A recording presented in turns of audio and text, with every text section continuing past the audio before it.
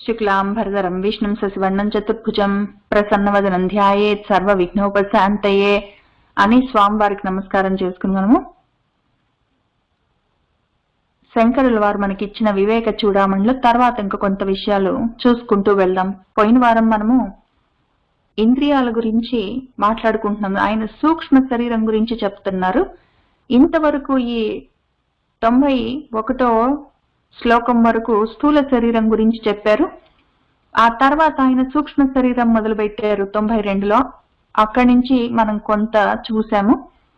ఆయన ఏం చెప్తున్నారంటే బుద్ధి ఇంద్రియాణి అంటే జ్ఞానేంద్రియాలు 5 ఉంటాయి. అవి శ్రవణం, త్వక్, అక్షి, ఘ్రాణం, జిహ్వ. ఎందుకు అంటే విషయ అవబోధనాత్, విషయాలను తెలుసుకుంటుంటాయి, తెలుసుకునేవి కాబట్టి, అవి తెలుసుకోవడం జ్ఞానంతో జరిగే పని కాబట్టి అవన్నీ జ్ఞానేంద్రియాలు. మాట, చేతులు, కాళ్ళు, గుదము, ఉపస్థ ఇవన్నీ పనుల్లో ఉంటాయి కాబట్టి అవన్నీ కర్మ ఇంద్రియాలు, కర్మ చేస్తుంటాయి కాబట్టి కర్మ ఇంద్రియాలు, వాటి కర్మ అట్లుంటుంది.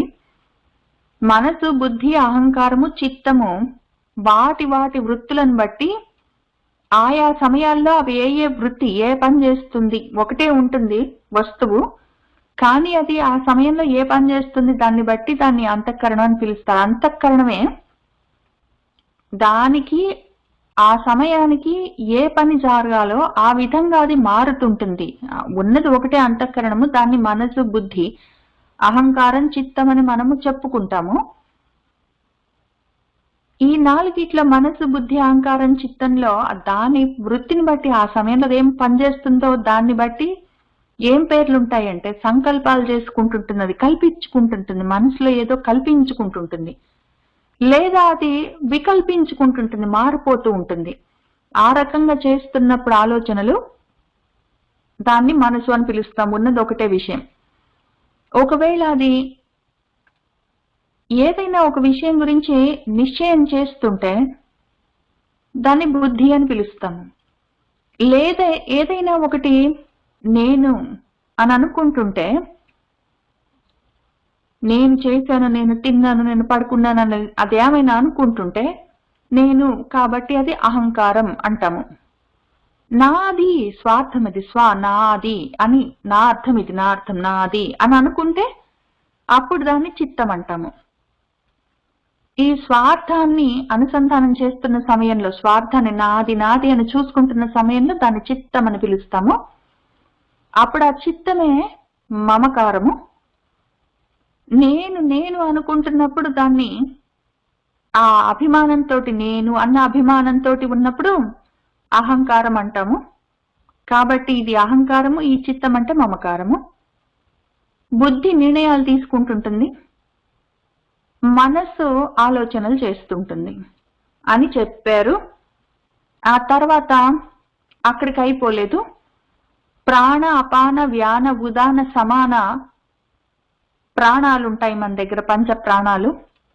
అయితే ఉన్నది ఒకటే. మళ్ళీ ఇప్పుడు అహంకారం, బుద్ధి, మనసు, చిత్తం అని 4 రకాలుగా మనం అది ఏ పనులు చేస్తుందో దాన్ని బట్టి చెప్పుకుంటున్నట్టే ఆ ఉన్న ఒక్క అంతఃకరణాన్ని, ఆ ఉన్న ఒక్క ప్రాణాన్ని మనము 5 విధాలుగా అది ఏ పనులు చేస్తుందో, ఎక్కడ ఏ ప్రదేశంలో ఉండి ఏ పని చేస్తుందో దాన్ని బట్టి మనం ఆ పేర్లు పెట్టుకొని పిలుస్తాము.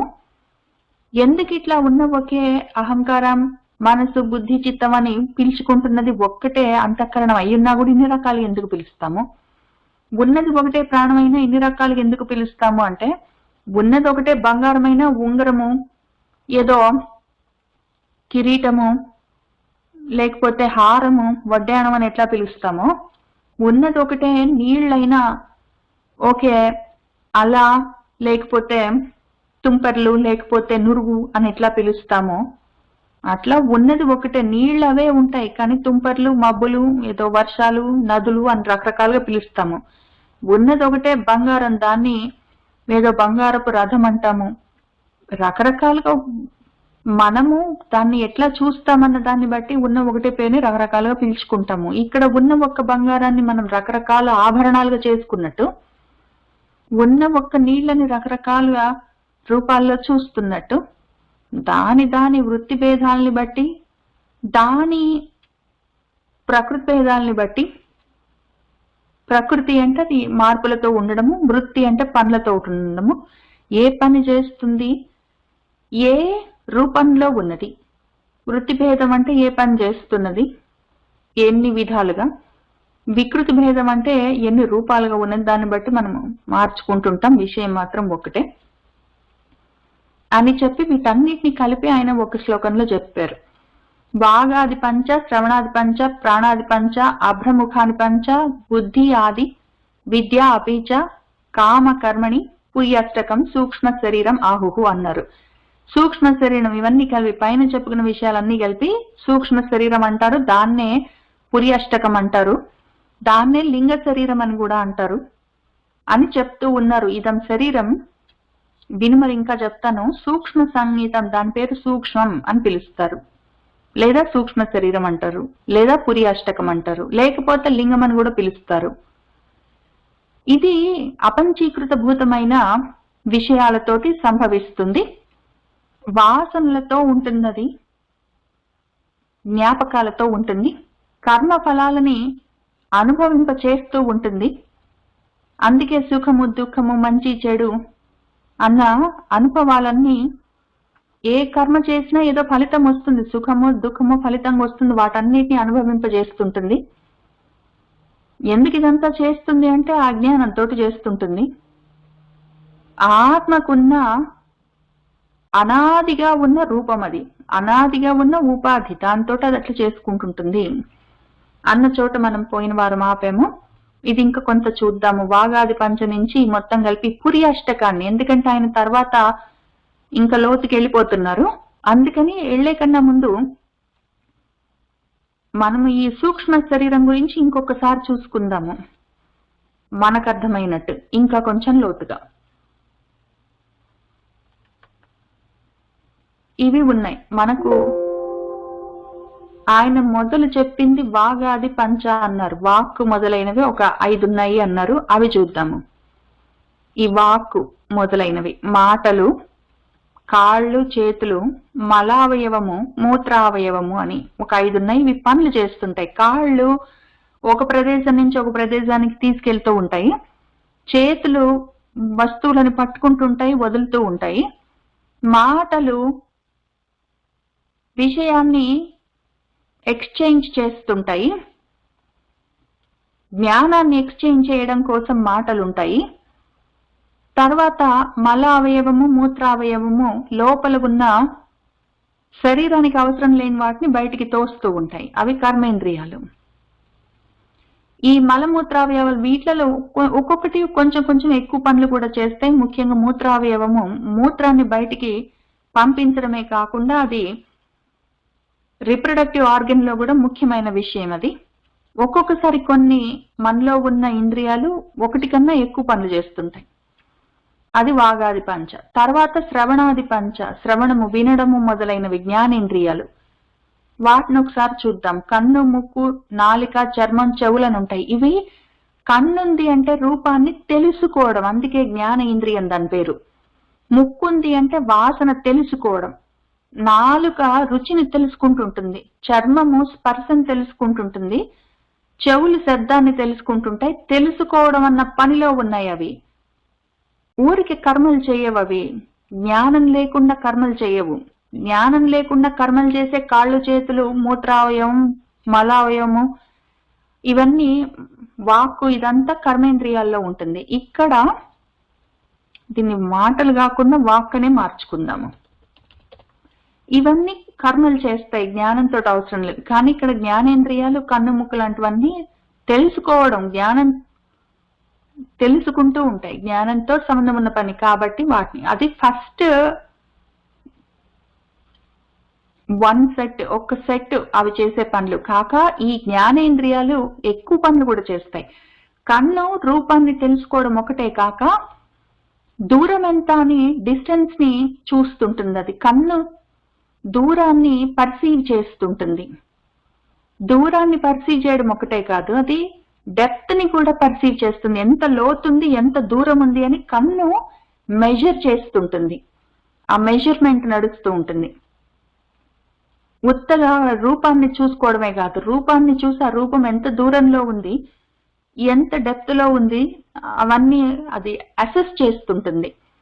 ముక్కు వాసన తెలుసుకోవడం ఒకటే కాదు, బయట నుంచి గాలి లోపలికి వెళ్తున్నప్పుడు దాన్ని ఫిల్టరింగ్ కూడా చేస్తుంటుంది. నాలిక రుచి తెలుసుకోవడం ఒకటే కాదు, మింగడానికి అసలు మొత్తం digestive system digestion process start అవ్వడమే నాలుక దగ్గర నుంచి స్టార్ట్ అవుతుంటుంది. అది దాని చుట్టూ ఉన్న గ్లాండ్స్ అన్ని ఆ రసాలని ఊరుతుంటాయి, ఇంకా అక్కడి నుంచి స్టార్ట్ అవుతుంటుంది డైజెషన్ ప్రాసెస్. తర్వాత చర్మం స్పర్శ తెలుసుకోవడం ఒకటే కాదు, స్థూల శరీరానికి రక్షణ కవచం అది. తర్వాత అది వేడిని వాటిని మిగిలిన విషయాలను అది రెగ్యులేట్ చేస్తుంటుంది. చెవులు శబ్దాన్ని తెలుసుకోవడం ఒకటే కాదు, బ్యాలెన్స్ కోసం కూడా ఉంటాయి. చెవులు ఒకవేళ ఇన్ఫెక్షన్ వస్తే అట్లా శరీరం బ్యాలెన్స్ తప్పుతుంది, ఒళ్ళు తూలుతున్నట్టు ఉంటుంది, కళ్ళు తిరుగుతున్నట్టు అనిపిస్తుంది అట్లా. బికాస్ చెవులు బ్యాలెన్స్ కోసం ముఖ్యంగా పనిచేస్తాయి. డైరెక్షన్ సెన్స్ కూడా చెవుల వల్లే. మనకి శబ్దాన్ని ఒకటి చూడడం ఒకటే కాదు, అది మన శరీరాన్ని బ్యాలెన్స్ చేస్తుంటుంది, బ్యాలెన్స్ తెలుస్తుంటుంది మన శరీరానికి. కాక ఏ డైరెక్షన్ లో ఉన్నామని తెలుస్తుంటుంది. ఇవన్నీ ఆ జ్ఞానేంద్రియాలు చేస్తుంటాయి. ఇవన్నీ ఎందుకు తెలుసుకుంటున్నామంటే, మొత్తం తెలుసుకుంటే ఇవన్నీ నేనా, ఇవన్నీ నేనా, ఈ స్పర్శ తెలుసుకోవడం అన్నది ఒక్కటే అయిపోయిందా, నేనై ఉన్నానా, ఈ కన్ను ముక్కు వీటంతో ఈ గ్యాంగ్ ఒకటి ఉంది, ఇవన్నీ నేనా, ఇవి ఉన్నాయి, ఇవి తెలుసుకుంటాయి. ఒక్కొక్కసారి ఇవి పని చేయవు, పని చేయనప్పుడు నేను లేకుండా పోయానా, ఒక్కోసారి జలుబు చేసినప్పుడు ముక్కు పని చేయదు, అప్పుడు ముక్కు పని చేయకపోతే నేను లేకుండా పోతానా అని ఒక్కొక్కటి విడదీసి చూసుకుంటే మనకు వాటిని వదిలేసి దాటిపోయే శక్తి వస్తుంది. విడదీసి చూసుకుంటే దాటిపోయే శక్తి వస్తుందా, దాటిపోవడం వదిలిపెట్టి దాటిపోవడమే మోక్షం. అక్కడికి వెళ్ళడం కోసం వాటిని సపరేట్ గా చిన్న చిన్న చిన్న చిన్న బాడీ పార్ట్స్ గా, కొత్త కార్ కొనుక్కున్నాను దాని గురించి మొత్తం అవగాహన కావాలంటే బొమ్మ కార్ ఏదైనా కొనుక్కున్నప్పుడు మొత్తం విడదీసి చూసుకుంటారు పసిపిల్లలు. తర్వాత మళ్ళీ అవన్నీ అసెంబ్లింగ్ చేసుకుంటారు, వాళ్ళకి ఎట్లా తెలుస్తుందో. ఆ రకంగా అసెంబ్లింగ్ అసలైంది ఏంటో మనం తర్వాత అసెంబ్లింగ్ యోగం చేద్దాము, ముందు విభాగం చేసుకుంటున్నాం. అందుకని అది శ్రవణాది పంచ అయింది. ఇప్పుడు ప్రాణాది పంచ, ప్రాణాలు ఒక పంచ ప్రాణాలు ఉన్నాయి మనకి.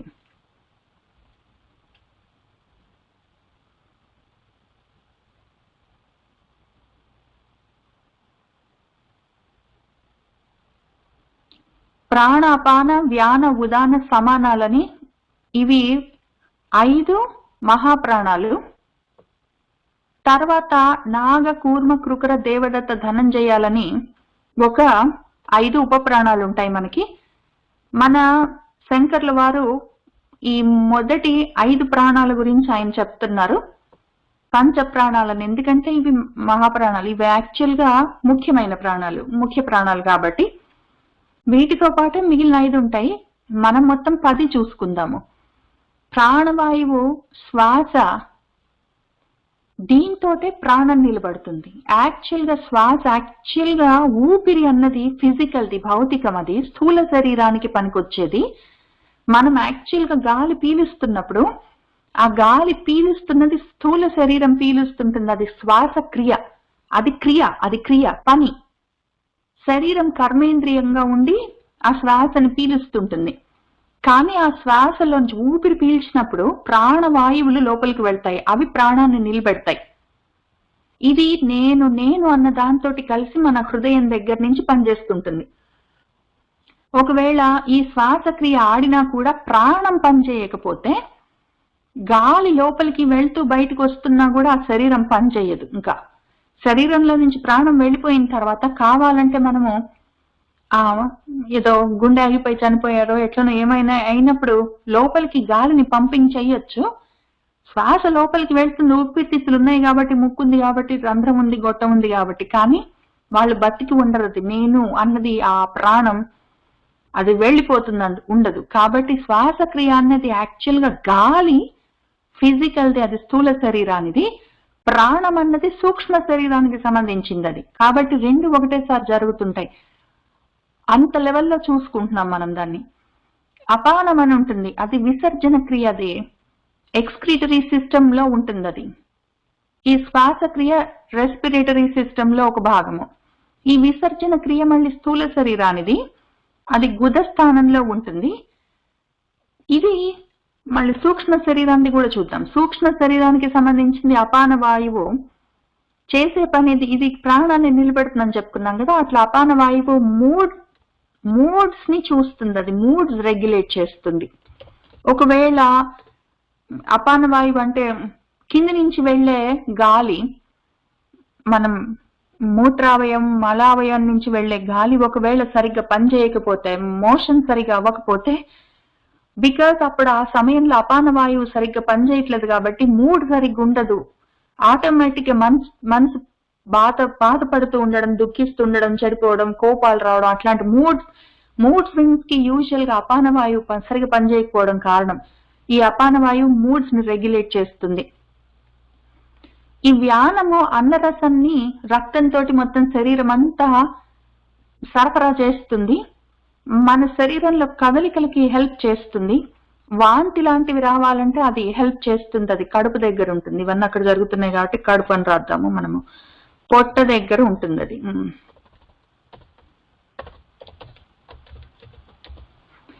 తర్వాత ఉదాన వాయువు మింగడానికి హెల్ప్ చేస్తుంది. నిద్రపోవడానికి స్లీప్ ని రెగ్యులేట్ చేస్తుంది. ఉత్క్రమణం, ఒకవేళ చనిపోయిన తర్వాత ప్రాణోత్క్రమణం దీనివల్ల జరుగుతుంది. ఉదాన వాయువు వల్ల దానివల్ల జరుగుతుంది. చచ్చిపోయిన తర్వాత మరణ సమయంలో, చచ్చిపోతున్న సమయంలో స్థూల శరీరం నుంచి సూక్ష్మ శరీరాన్ని అది వేరు చేస్తుంటుంది. గొంతు ప్లేస్ లో ఉంటుంది. అందుకే యూజువల్ గా అని అరుస్తూ వెళ్ళిపోతారు. ఎందుకంటే సూక్ష్మ శరీరం ఆ సమయంలో అది పక్కకు తీసేస్తుంటుంది అందుకని. తర్వాత సమాన వాయువు అది డైజెస్టివ్ సిస్టమ్ లో ఉంటుంది ఒక భాగము. యాక్చువల్ గా జీర్ణాన్ని, డైజెషన్ ని అది ఇండ్యూస్ చేస్తుంది. బొడ్డు దగ్గర ఉంటుంది. ఇవి మహాప్రాణాలు, ముఖ్య ప్రాణాలు. తర్వాత నాగము, వెక్కిళ్ళు, తేనుపులు రావడానికి కారణము. కూర్మము కళ్ళు తెరుచుకోవడం, మూసుకోవడం, అట్లాంటివి. వాంతి రావడం వమన క్రియకి అది ముఖ్యము. కృకరము, తుమ్ములు, ఆకలి, ఇది తుమ్ములకు ముఖ్యం కృకరము, కాక ఆకలి దప్పికల్ని ఇండ్యూస్ చేస్తుంది. దేవదత్తము ఆవలింతలు ఇండ్యూస్ చేస్తుంది.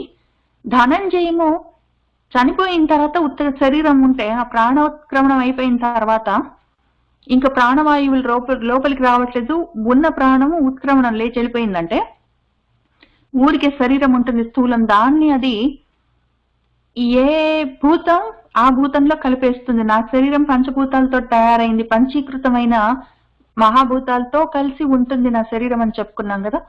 అప్పుడు అది మళ్ళీ నా శరీరంలో ఉన్న పంచభూతాల్ని మళ్ళీ ఆ బయట ఉన్న భూతాల్లో కలిపేస్తుంది. అది ధనంజయం.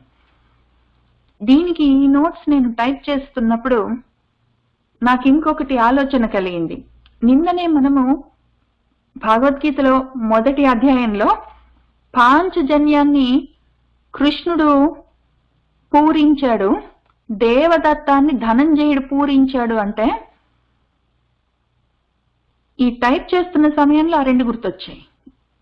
కృష్ణుల వారు ప్రాణం అని, ఎందుకంటే ప్రాణం ఉంటేనే మిగిలిన 9 పనిచేస్తాయి. ప్రాణం లేకపోతే ఇవి పనిచేయవు. ప్రాణం ఉంటేనే మిగిలిన ఇంద్రియాలన్నీ పనిచేస్తాయి. కళ్ళు, ముక్కు ఏవైనా సరే పనిచేయాలి అంటే ప్రాణం ఉంటేనే పనిచేస్తాయి. లేకపోతే కళ్ళు, ముక్కు ఏమి పనిచేయవు, అవి ఇంకా వేస్ట్ అయిపోతుంది వాటి పని. కాబట్టి ఆయన ఏం చేస్తున్నారంటే కృష్ణుల వారు ఆయన పాంచజన్యాన్ని పూరిస్తున్నారు.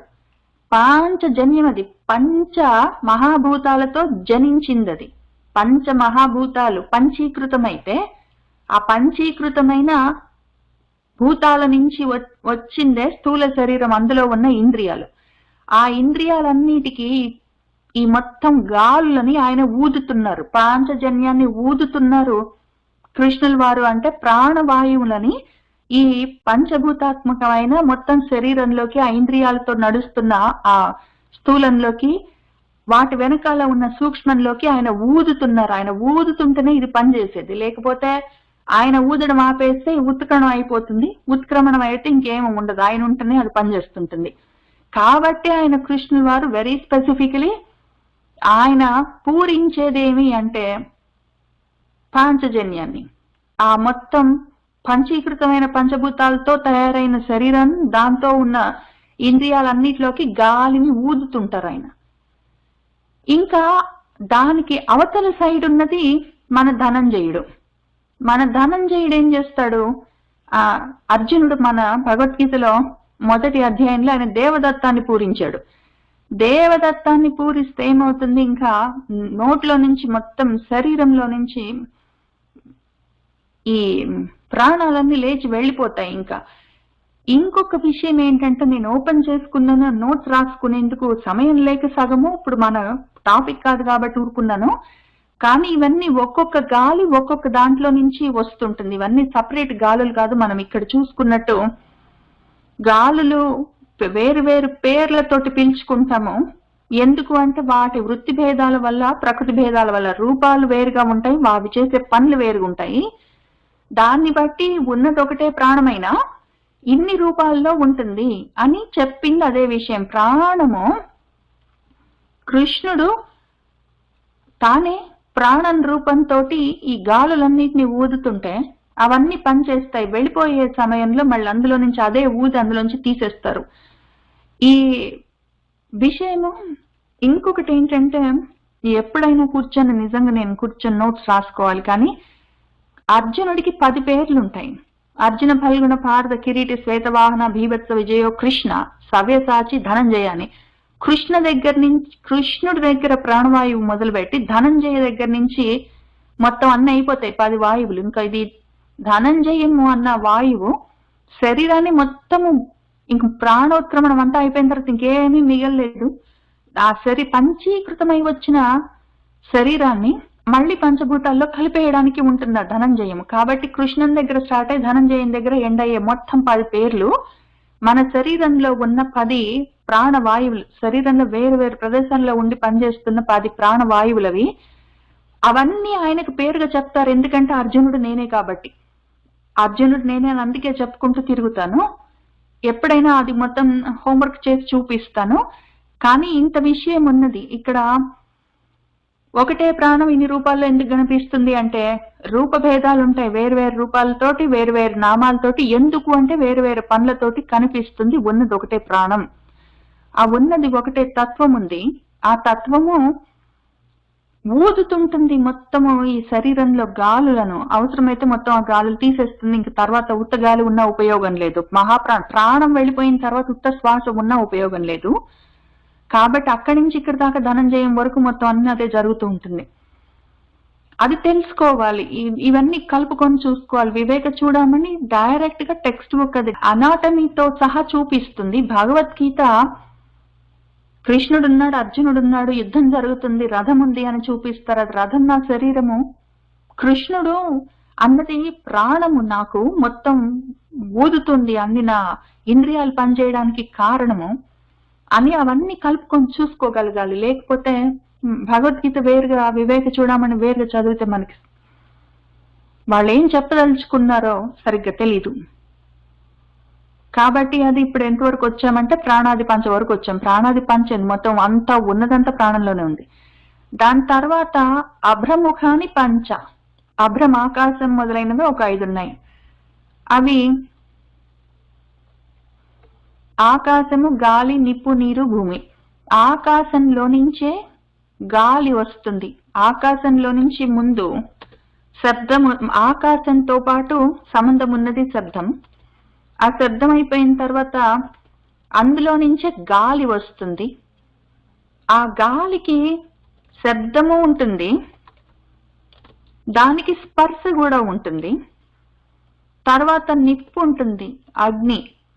దానికి ఇవి ఉంటాయి, పై విషయాలు, పైవేవేవి ఉన్నాయో అవన్నీ కూడి ఉంటాయి. వాటితో పాటే మూడోది కూడా మళ్ళీ యాడ్ అవుతుంది, రూపం. ఆ తర్వాత ఈ శబ్దం, స్పర్శ, రూపం మొత్తం కలిసి ఉంటాయి నీటికి ఉండి, వాటితో పాటే దానికి రుచి కూడా ఉంటుంది. ఈ మొత్తం 4తో పాటు కలిపి భూమికి ఇంకొకటి యాడ్ అవుతుంది. ఎందుకంటే అది పంచీకృతం అవుతుందని చూసుకున్నాం కదా మనం. అది కలుస్తూ కలుస్తూ వస్తూ ఉంటుంది. కలుస్తున్న కొద్ది కొన్ని కొన్ని యాడ్ అవుతుంటాయి. ఈ రుచితో పాటు దీనికి వాసన కూడా ఉంటుంది. ఈ ఆకాశంతో మనకు శబ్దంతోటే కనెక్షన్ కాబట్టి చెవు ఉంటుంది, చెవు అన్న ఇంద్రియము. తర్వాత గాలి లో నుంచి శబ్దం స్పర్శతో కలిసి మనలో ఉన్నది, శబ్దంతో పాటు స్పర్శ కూడా ఉన్నది చర్మం. చూపు, తర్వాత రుచి, తర్వాత ముక్కు,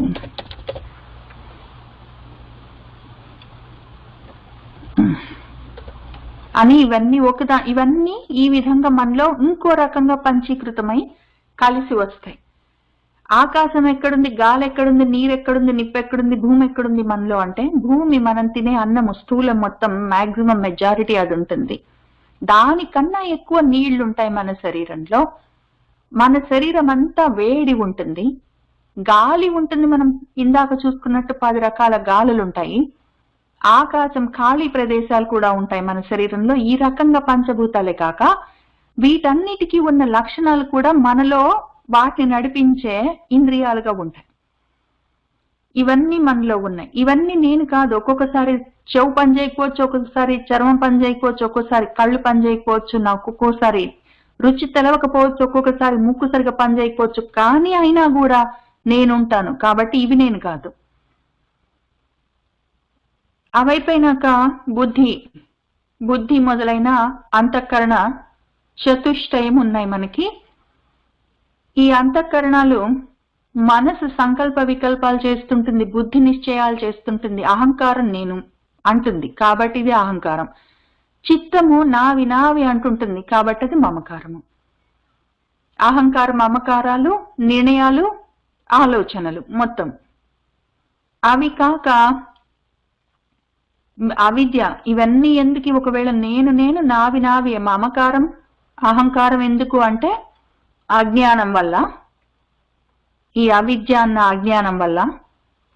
అజ్ఞానం వల్ల ఉండేదేమి అంటే, పైన చెప్పుకునే మొత్తం విషయాల్ని వాడుకుంటూ, జ్ఞానేంద్రియ, కర్మేంద్రియ, ప్రాణ అంతఃకరణాలను వాడుకుంటూ నేను ఈ అజ్ఞానంతో కోరికలతో ఉంటాను, కామాలతో. ఆ తర్వాత ఉత్తగ కోరికలు అయిపోయిందా, దానికోసం కర్మలు చేస్తుంటాను. ఇవన్నీ నేను చేస్తున్నాను అనుకుంటాను. ఎవరు చేస్తున్నారు, అనుకునే వాళ్ళు ఎవరు అని ఇక్కడి నుంచి చూపిస్తారు. అందుకని మనం ఇంత సమయం వెచ్చించి ఆయన చెప్తున్నది ఏంటో చూసాము. ఇవన్నీ కలిపి అసూక్ష్మ శరీరము, పుర్యాష్టకము, లింగ శరీరము, లింగము లేదా సూక్ష్మము అని ఏ పేరు పెట్టి పిలిచినా అదే. అది అజ్ఞానంతో కూడుకొని ఉంటుంది అని చెప్పారు. అంతవరకు పోయిన వారం చదివాము. ఇప్పుడు అక్కడి నుంచి చూసుకుంటూ వెళ్దాం ఇంక కొన్ని శ్లోకాలు. స్వప్నః భవతి అస్య విభక్తి అవస్థా స్వమాత్ర శేషేణ విభాతి యత్ర స్వప్నే తు బుద్ధిః స్వయం ఏవ జాగ్రత్ కాలీన నానావిధ వాసనాభిః. అస్య, ఈ ఆత్మ ఒకటి ఉంది, వీటన్నిటినీ నేను అనుకుంటూ నడిపిస్తున్నది ఒకటి ఉంది. దాని యొక్క విభక్తి అవస్థ, దానికోసం ప్రత్యేకంగా ఒక అవస్థ ఉంటుంది, అది స్వప్నం. ఈ అస్య అన్నప్పుడు మన సూక్ష్మ శరీరం యొక్క ప్రత్యేకమైన దానికి కోసమే ఉన్న ఒక అవస్థ స్వప్నావస్థ. ఎక్కడైతే అది స్వమాత్ర శేషేణ, దాని పాటికి అది ఉంటుంది. ఆ సూక్ష్మ శరీరము దాని పాటికి అది విభాతి భాషిస్తుంటుంది, అది అట్లా ఉంటుంది స్వప్నంలో. అదే స్వప్నంలో ఈ సూక్ష్మ శరీరం ఉంది కదా, సూక్ష్మ శరీరం ఎక్కడ ఉంటుందంటే స్వప్నంలో ఉంటుంది. ఎందుకు అంటే స్వప్నంలో కాకుండా సూక్ష్మ శరీరము జాగృత అవస్థలో ఉండాలంటే సూక్ష్మ శరీరమే కాదు, స్థూల శరీరం కూడా పనిచేస్తుంటుంది. జాగృత అవస్థలో స్థూల శరీరం కూడా పనిచేస్తుంటుంది. కాబట్టి ఈ జాగృత అవస్థ మొత్తం నాది అని అనడానికి అవకాశం ఉండదు సూక్ష్మ శరీరానికి. అట్లానే సూక్ష్మ శరీరం సుషుప్తి అవస్థలో అది దానికి ఏమీ తెలియదు, అది లయం అయిపోతుంది. కాబట్టి సుషుప్తి అవస్థ నాది అని చెప్పలేదు సూక్ష్మ శరీరం. ఇటు జాగృత అవస్థ నాదని చెప్పలేదు, అటు సుషుప్తి అవస్థ నాదని చెప్పలేదు. కాబట్టి సూక్ష్మ శరీరం నాది అని చెప్పుకునేది దాని స్పెసిఫిక్ ప్లేస్ ఏంటి అంటే స్వప్నం, స్వప్నావస్థ దాని స్థితి. స్వప్నావస్థలో మన సూక్ష్మ శరీరం హాయిగా పనిచేస్తుంటుంది, దాని పాటికి అది ఉంటుంది. అప్పుడేమైతుంది, బుద్ధి, ఆ సూక్ష్మ శరీరంలో ఉన్న బుద్ధి ఉంది కదా, ఆ బుద్ధి జాగ్రత్త అవస్థలో కూడా పనిచేస్తుంటుంది. ఆ చేస్తున్నప్పుడు ఆయా కాలాల్లో, ఆ కాలీనం ఆయా కాలాల్లో అది నానా విధాలుగా ఏవేవో వాసనలు ఉంటాయి, గుర్తులు, జ్ఞాపకాలు. మేలుకున్నప్పుడు, జాగ్రత్త అవస్థలో మేలుకున్నప్పుడు ఏవేవో గుర్తులుంటాయి, దానికి ఏంటో చేస్తుంటుంది, ఏంటో తింటుంటుంది, ఆ బుద్ధిలో అంతా రికార్డింగ్ చేసుకుంటుంటుంది. అది ఆ చేసుకున్నవన్నీ ఏం చేస్తుందంటే అది స్వప్న సమయంలో వాటన్నిటిని బయటికి తీసుకొని మళ్ళీ అవన్నీ నేనే చేస్తున్నాను అని అనుకుంటుంటుంది. అది కర్త నేనే అని, ఆది భావాలన్నీ నేనే కర్త. అప్పుడు ఆ సమయంలో అది బుద్ధి. అది జాగ్రత్త అవస్థలో బుద్ధి ఏం చేస్తుందంటే నేను కర్త అనుకుంటుంది, కానీ ఆ పని చేయడానికి బయట ఉపకరణాలు కూడా కావాలి. నేను రాసుకుంటున్నాను అంటే, మేలుకున్నప్పుడు నేను రాసుకుంటున్నానంటే నాకు ఒక పుస్తకమో పెన్సిలో కావాలి, కంప్యూటరో కావాలి. అన్నం తింటున్నానంటే నిజంగా అన్నం ఉండాలి, అన్నం కింద ఒక పళ్ళెం ఉండాలి, పక్కన నీళ్ళ గ్లాసు ఉండాలి, అందులో నీళ్లు ఉండాలి. యాక్చువల్ గా ఉపకరణాలు బయట నుంచి ఉంటాయి జాగ్రత్త అవస్థలో. బుద్ధి వాటన్నిటిని ఉపయోగించి పనులు చేసుకుంటుంటుంది ఆ అంతఃకరణం. ఇప్పుడు స్వప్నావస్థలో దాని పాటికి అది ఉన్నది కాబట్టి బయటి వస్తువులన్నీ, ఉపకరణాలన్నీ ఉండవు. అప్పుడేం చేస్తుంది, ఆ కర్త అదే, ఉపకరణాలు కరణాలు అదే, అనుభవించేది అదే, మొత్తం అదే అయ్యి మొత్తం భావాలన్నీ అదే. నేను కళలో నేను తింటున్నాను అంటే తినేది నేనే, నేను తింటున్న పదార్థం నేనే, ఆ ఎక్కడ పెట్టుకొని తింటున్నానో ఆ టేబుల్ నేనే, ఆ వడ్డించేవాడు నేనే. లేకపోతే నేను రెస్టారెంట్కి వెళ్తే ఆ రెస్టారెంట్ మొత్తం నేనే, రెస్టారెంట్కి వెళ్తుంటే దారిలో రోడ్డు కూడా నేనే, కారులో ఎక్కిపోతే ఆ కారు కూడా నేనే. మొత్తం అన్ని నేనే తయారు చేసుకోవాలి, వస్తువులన్నీ నేనే నేనే అన్ని రూపాలుగా తయారయ్యి నేనే ఆ పని చేసుకుంటున్నాను అని అనుకోని. ఎందుకు అంటే జ్ఞాపకాలు ఉన్నాయి నాకు, జాగ్రత్త అవస్థలో చాలా జ్ఞాపకాలు ఉన్నాయి. ఆ జ్ఞాపకాలన్నిటితో ఆ రూపాలన్నీ నేనే వేసుకుని, ఆ రూపాలన్నిటిలో ఆ పనులన్నీ నేనే చేసుకుని వాటన్నిటిని నేనే అనుభవించానని అనుకుంటుంటాను.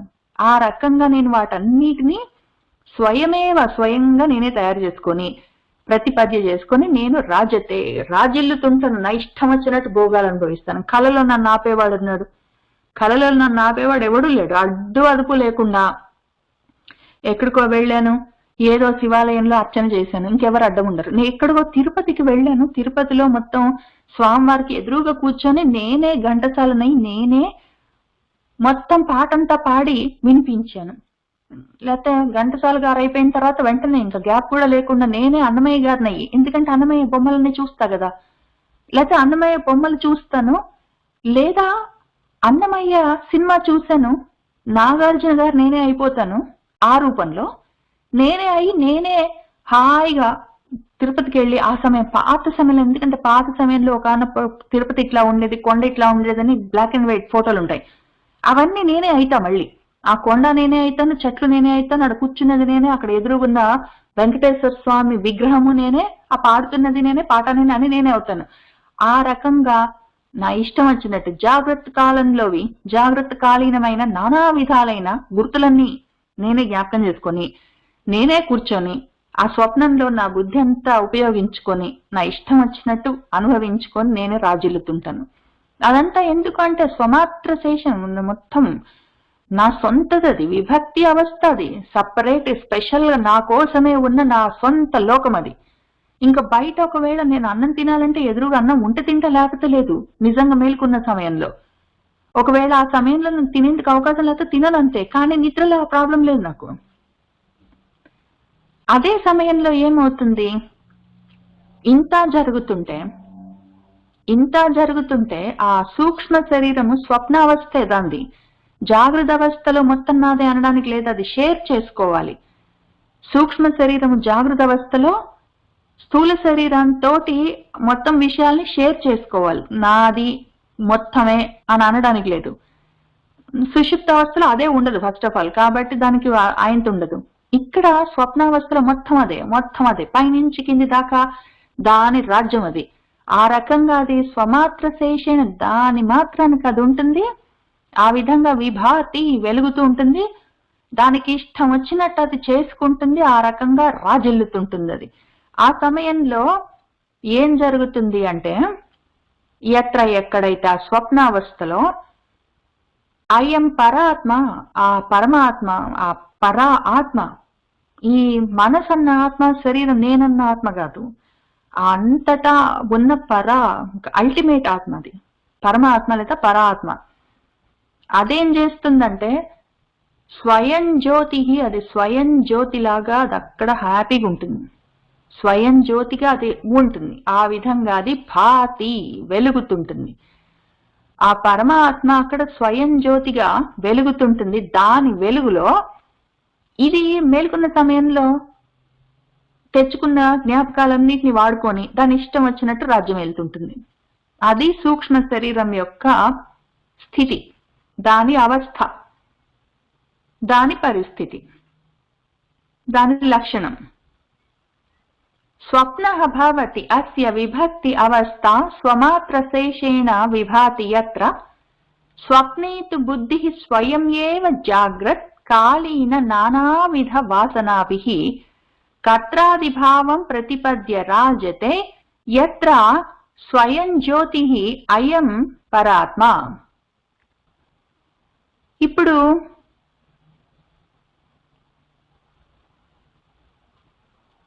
ఇంకా కొంచెం చూద్దాం. అది ఎక్కడుంటుంది, ఏం చేస్తుంటుంది, అసలు దాని స్థితి ఏంటి, దాని అవస్థ ఏంటని చూసుకున్నాం కదా సూక్ష్మ శరీరంది. ఇంకా చూద్దాం దాని గురించి. అందులోనే మన పరాత్మ కూడా ఉంది అదే స్థితిలో. పరాత్మ ఎప్పుడు ఉంటుంది, అది పరాత్మ జాగ్రత్త స్వప్న సుషుప్తి అవస్థలు అన్నిట్లలో ఉంటుంది. పైన తురియంలో కూడా ఉంటుంది, అది అక్కడే ఉంటుంది. ఈ సూక్ష్మ శరీరం అంతా రకరకాలుగా అది ఎన్నో పనులు చేస్తుంటుంది, ఏవేవో అనుభవిస్తుంటుంది, ఏదో బాధపడుతుంటుంది, ఏదో నవ్వుతుంటుంది కళల్లో. అన్ని చేస్తుంటే ఆ స్వయం జ్యోతి అక్కడే ఉంది, ఆ పరమాత్మ అదొక్కటే వెలుగుతూ ఉంది. అదేం చేస్తుందో చూద్దాం ఆ సమయంలో. ధీమాత్రక ఉపాధిః అశేష సాక్షి న లిప్యతే తత్కృత కర్మలేపైః యస్మాత్ అసంగః తతః ఏవ కర్మభిః న లిప్యతే కించిత్ ఉపాధినా కృతైః. అదేం చేస్తుందంటే ఏమీ చేయట్లేదు, అది న లిప్యతే, దానికి ఏమి తాకవు. ఎందుకు అంటే అందులోనే ఉంది కదా. ఇది మొత్తము సూక్ష్మ శరీరం అంతా జాగ్రత్త అవస్థలో ఉన్న వాసనలన్నిటిని, జ్ఞాపకాలన్నిటిని తెచ్చుకొని దాని ఇష్టం వచ్చినట్టు అది కర్తృత్వ భావనతో ఉండి రాజ్యం ఏలుతుంది. అది చాలా గొప్పగా భాషిస్తుంటే అక్కడే ఉంది కదా స్వయం జ్యోతిగా ఉన్న పరమాత్మ. మరి దానికి ఎందుకు నలిప్యత, దానికి ఎందుకు తాకవు ఇవన్నీ? అది నేను కాదు. ఇంతకీ చెప్పొచ్చేది ఏంటంటే ఆ సూక్ష్మ శరీరం ఏమైనా చేసుకొని, ఆ స్థూల శరీరం మొత్తం ఎంతవరకు అంటే నువ్వు మేలుకుండాలి, ఆ వస్తువులు నీ దగ్గర ఉండాలి నువ్వు అనుభవించడానికి. తర్వాత అవి నీకు అనువుగా ఉండాలి. చాలా రూల్స్ తోటి ఉన్నాయి. ఆ సమయంలో నువ్వు మేలుకున్న సమయంలో నువ్వు వాడుకుందాం అనుకున్నప్పుడు, నువ్వు వాడుకోదలుచుకున్న వస్తువులు నీకు అందుబాటులో ఉంటే నువ్వు వాటిని అనుభవిస్తే అప్పుడు నీకు అది అనుభవంలోకి వస్తుంది. కాబట్టి చాలా లిమిటేషన్స్ తోటి ఉన్నాయి. కాబట్టి అది ఓన్లీ నీ మనసు వాడుకోవడానికి వీలుగా ఉన్న భోగ వస్తువుని స్థూల శరీరం అని పైన చెప్పారు. ఇప్పుడు సూక్ష్మ శరీరము కళల్లో అది భోగిస్తుంటుంది అని చెప్పారు. చెప్పిన తర్వాత ఆ స్థూల శరీరానికి ఇటు సూక్ష్మ శరీరానికి రెండిటికి అవి నడవడానికి అవకాశం ఎక్కడి నుంచి వస్తుందంటే పరమాత్మ నుంచి. కానీ దానికి తాకవు. ఎందుకు తాకవు? శరీరంలో ఉన్న తాకవు, స్థూలంలో. సూక్ష్మంలో ఉన్నది ఎందుకు తాకదంటే కొన్ని పద్యాల్లో చెప్తున్నారు. అది ధీమాత్రక ఉపాధి, బుద్ధి మాత్రం తన ఉపాధి. ఆ బుద్ధితోటే ఆ బుద్ధి పెట్టుకొని అది ఆ స్వప్న కాలంలో ఆ బుద్ధి పెట్టుకొని ఏవేవో జ్ఞాపకాలన్నిటిని పెట్టుకొని జాగృత అవస్థలో తెచ్చుకున్న జ్ఞాపకాలను పెట్టుకొని స్వప్నావస్థలో అది ఆనందిస్తుంటుంది బుద్ధి. ఆ ఒక్క బుద్ధి మాత్రమే పనిచేస్తుంటుంది ఆ సమయంలో. ఆ ఒక్క బుద్ధి మాత్రమే పనిచేస్తున్న సమయంలో ఆ బుద్ధి మాత్రక ఉపాధి స్థితిలో ఉంటుంది. ఆ ఉపాధి ఎందుకంటే స్థూల శరీరం పనిచేయదు ఆ సమయంలో, అది ఊరికి పడి ఉంటుంది నిద్రపోతున్నప్పుడు. సూక్ష్మ శరీరం యాక్టివ్గా ఉంటుంది కాబట్టి అది ధీమాత్రక ఉపాధితో ఉంటుంది. ఆ సమయంలో ఆ ఒక్క బుద్ధిని మాత్రం ఉపాధిగా పెట్టుకొని అశేష సాక్షి ఈ బుద్ధి చేస్తున్న విన్యాసాలన్నిటిని కళల రూపంలో చూస్తుంటుంది సాక్షిగా. ఈ స్వయం జ్యోతి అయిన అయం పరాత్మ అది ఊరికే చూస్తుంటుంది. అంతేగాని తత్కృత ఆ బుద్ధి చేస్తున్న ఈ బుద్ధి రకరకాల జాగ్రత్త అవస్థలో తెచ్చుకున్న గుర్తులన్నీ పెట్టుకొని ఏవో కర్తృత్వ భావనలతోటి అనుభవిస్తుంటే, అది రాజ్యం చేస్తుంటే, అది చేస్తున్న తత్కృత కర్మలేపై కర్మలన్నిటినీ లేపనాలంటే పైపూతలు అవేవి ఈ ఊరికే అశేషంగా జరుగుతున్న ఈ బుద్ధి చేసుకుంటున్న కర్మలన్నిటికీ అది సాక్షిగా ఉంటుంది అంతవరకే. కాబట్టే అది నా లిప్యతే, వాటికి తాకదు. ఎందుకంటే నిజంగా జరగట్లేదు, అదేదో జ్ఞాపకాలు తెచ్చుకుంది, నిజంగా జరగట్లేదు. కాబట్టి బుద్ధి మాత్రం ఉపాధిగా ఉన్నది. బుద్ధి ఏం చేసినా సరే దీనికి తాకవు. అందుకనే యస్మాత్ ఎందుకు అంటే అసంగహ, అది దానికి బుద్ధితోటి సాంగత్యం లేదు కాబట్టి ఆ బుద్ధిలో అది ఏమేమో తయారు చేసుకుంటుంటుంది, ఎక్కడెక్కడికో వెళ్ళొస్తుంటుంది. తర్వాత ఏం జరిగింది, నిద్ర లేచిన తర్వాత అవన్నీ పోయినాయి లేకుండా. అవి శరీరానికి అంటుకోలేదు, మనసుకి గుర్తులేవు కళలు. అటువంటిది ఆ పరమాత్మకి ఏమి అంటుకుంటాయి? అసలు పరమాత్మ అందుకని అసంగ వస్తువు. ఒకవేళ పరమాత్మ పట్టుకుని ఉంటే జాగ్రత్త స్వప్న సుషుప్తి అన్యావస్థల్లో ఉన్న పరమాత్మకి మేల్కొచ్చినాక తెలియాలి. మరి మేల్కొస్తే తెలియట్లేదు కదా కళ్ళలో జరిగే విషయాలు చాలా మటుకు. కాబట్టి సంగం లేదని చూసుకుంటున్నాము, అందుకని తెలుస్తుంది కొంతవరకు దానికి దీనికి సంగం లేదని. తతః ఏవ, అందుకని ఉపాధినా కృతై, ఉపాధి వల్ల ఏదో బుద్ధి అన్న ఒక ఉపాధితోటి చేసిన కర్మభిహి పనులేవైనా సరే కించిత్ కొంచెం కూడా దానికి నలిప్యతే తాకవు. అందుకని శరీరంతో చేసేవి తాకవు, స్థూలంతో సూక్ష్మ శరీరంతో చేసే బుద్ధి మాత్రంగా సాక్షిభూతంగా ఊరికే అది చూస్తుంటుంది. ఆ బుద్ధి ఏదో చేస్తుంటుంది, లేచిన తర్వాత అవేవి లేను కూడా లేవు, తాకేదేముంది, కాబట్టి తాకవు అని ఆయన చెప్తున్నారు. ధీమాత్రక ఉపాధి అశేష సాక్షి న లిప్యతే తత్కృత కర్మలేపై యస్మాత్ అసంగః తతః ఏవ కర్మభిః న లిప్యతే కించిత్ ఉపాధినా కృతైః.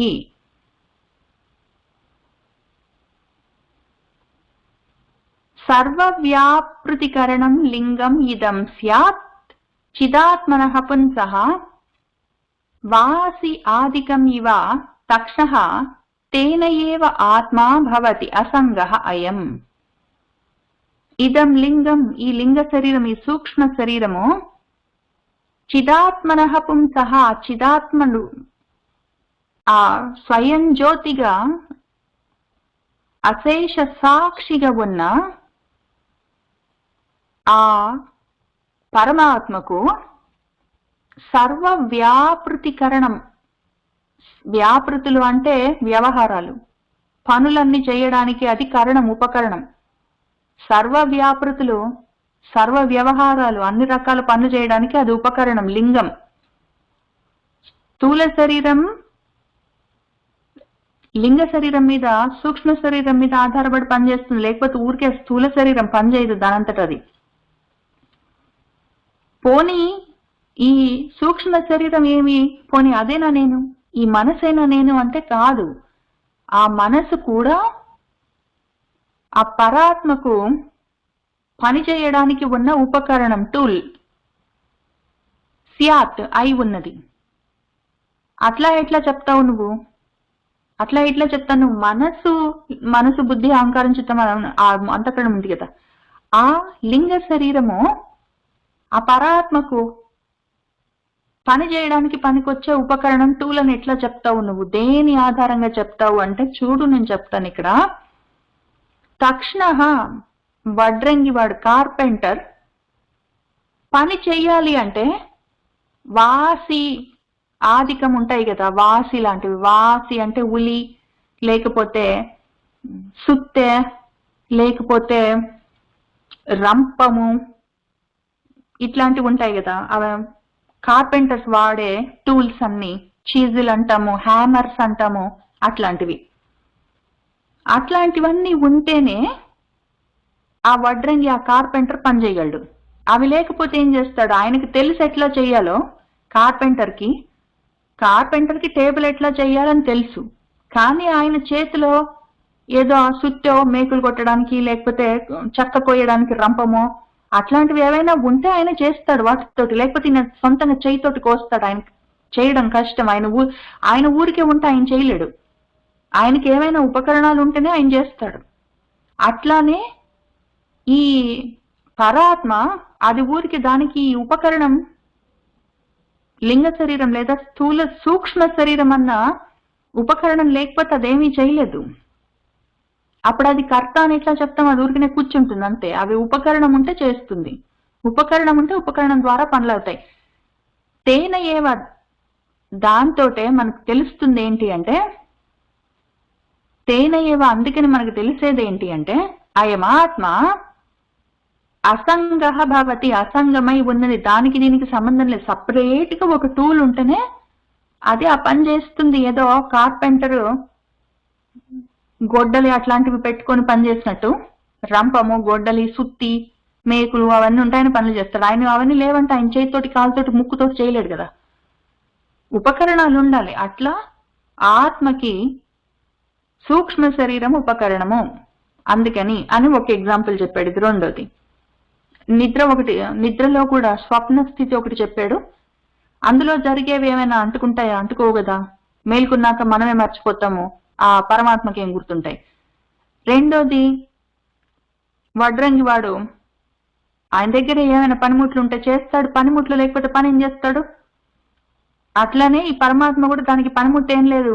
సూక్ష్మ స్థూల శరీరాలు లేవంటే అది కూడా ఏం చేయలేదు, అది ఊరికే ఉంటుంది. దాన్ని బట్టి ఏం తెలుస్తుంది? అది అసంగం. దానికి దీంతో బంధమేం లేదు.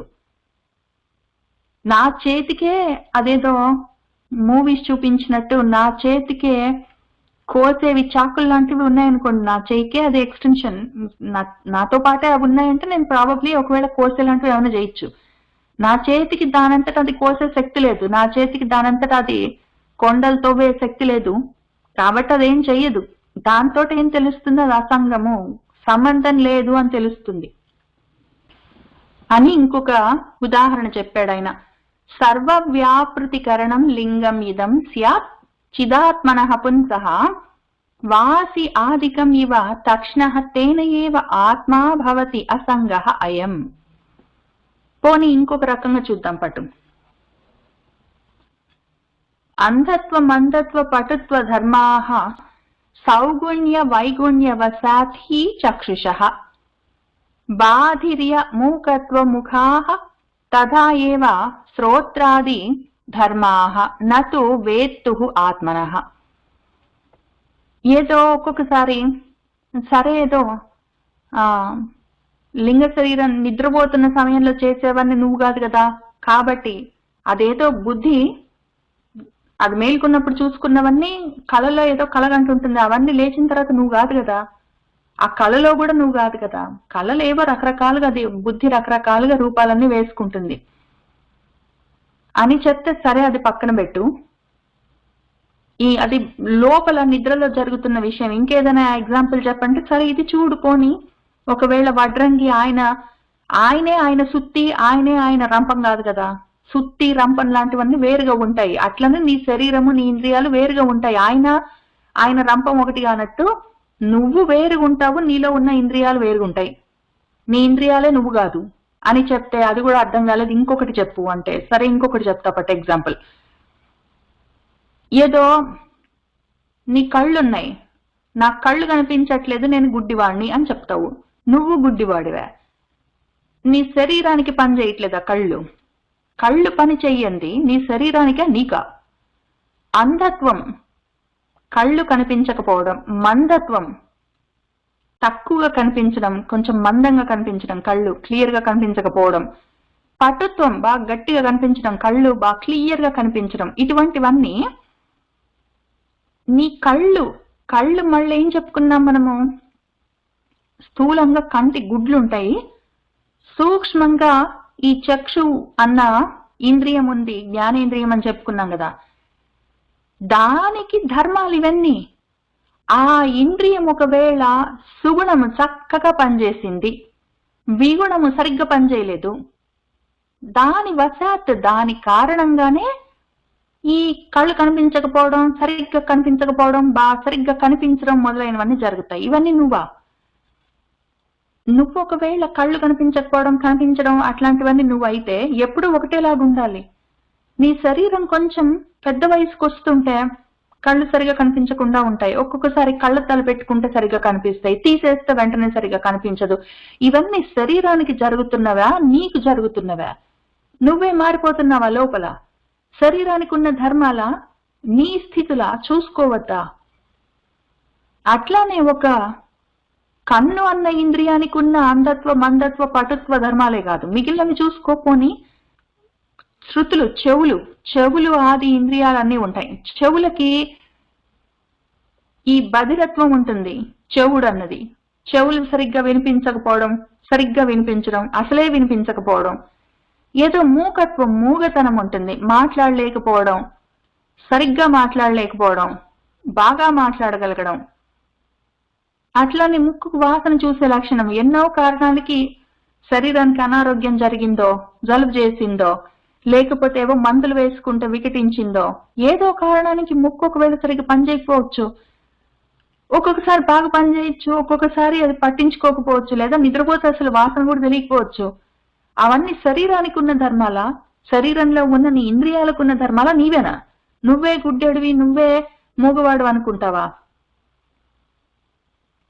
ఇవన్నీ ఈ శ్రోత్రాది ధర్మాలన్నీ రకరకాలుగా ఉంటాయి. ఈ బాధిర్యము, మూకత్వము, ముఖాహ మొదలైనవి తదాయవ అట్లానే రకరకాలుగా ఆ ఇంద్రియ సౌగుణ్య వైగుణ్య వశాత్ జరుగుతుంటాయి. అవి సుగుణంగా చక్కగా పనిచేస్తే, విగుణంగా సరిగా పనిచేయకపోతే ఇవి కూడా మార్పులతో ఉంటాయి. అంతేగాని వేత్తుకు తెలుసుకునే ఆత్మనహ నా, తెలుసుకునే ఆ పరమాత్మకి, ఆత్మకి అది నా కావు. తెలుసుకునే ఆత్మ, దానికి తెలుసుకునే శక్తి ఉంటుంది, తెలుసుకుంటుంది. ఆ తెలిపేందుకు ఉండే ఉపకరణాలు సరిగ్గా పనిచేయకపోతే ఆ తెలుసుకునే వాడి లోపం ఏముంది? నేను బాగానే చదవగలను, నాకు బాగా కళ్ళు పనిచేస్తాయి, నాకు చదివేందుకు శక్తి ఉంది, చదివి అర్థం చేసుకోగలను, అన్నీ ఉన్నాయి. కానీ అక్కడ పేపర్ సరిగ్గా లేదు, చినిగిపోయింది, దాని మీద అక్షరాలు కనిపించట్లేదు, సరిగ్గా ఆ మొత్తం చెదిరిపోయినాయి, నీళ్లు పడి మొత్తం పాడైపోయినాయి. అప్పుడు నేను చదవలేను.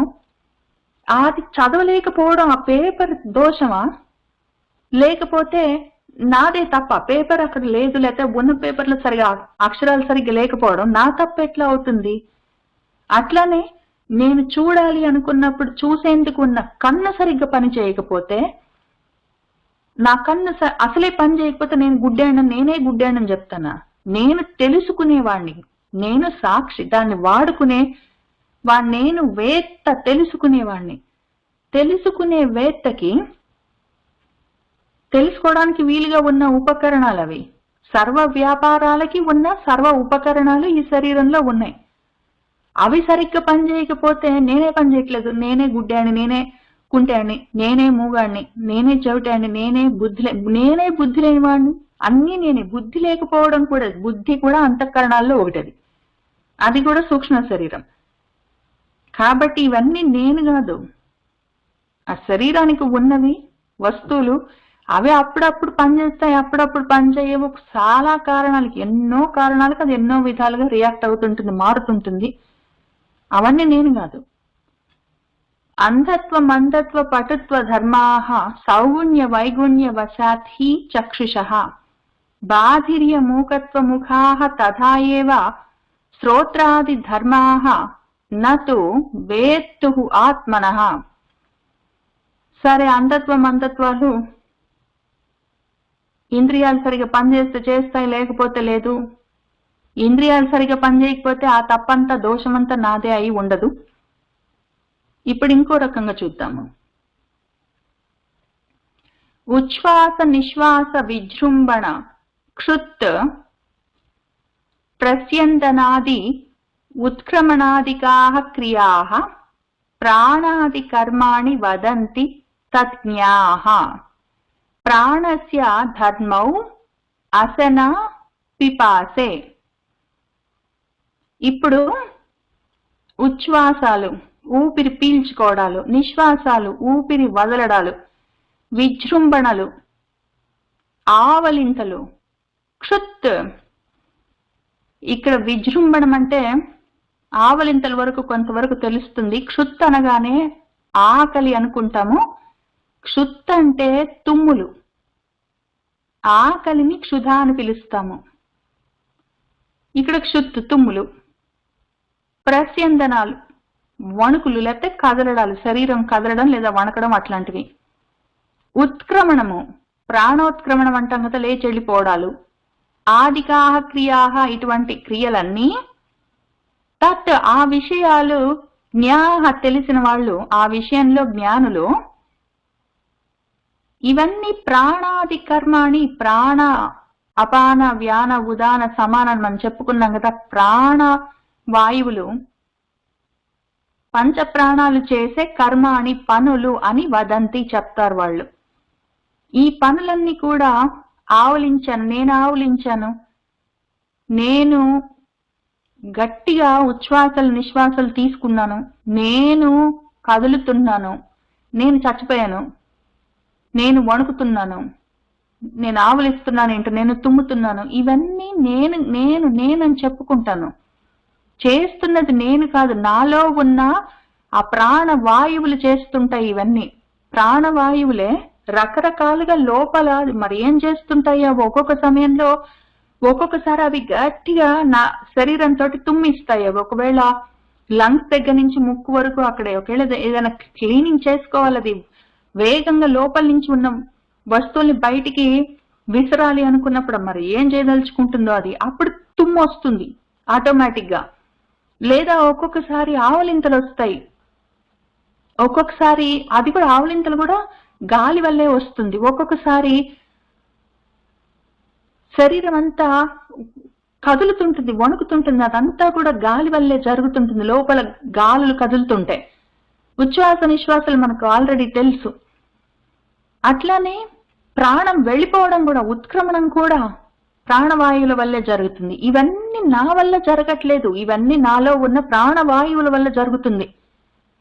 అవి చాలా దీర్ఘంగా సుదీర్ఘంగా మన వాళ్ళు రాసి పెట్టారు. అందుకనే ఈ ప్రాణవాయువులు ఇక్కడ ఉచ్ఛ్వాస అన్నారు. ఉచ్ఛ్వాస ఏ ప్రాణవాయువు మనం ఆల్రెడీ చూసుకున్నాం. ఇక్కడ ఉచ్ఛ్వాస అన్నది శ్వాసక్రియ ప్రాణవాయువు చేస్తుంది. ఉచ్ఛ్వాస శ్వాసతి ఉచ్ పైకి లోపలికి తీసుకునే శ్వాస, అది ఉచ్ఛ్వాస.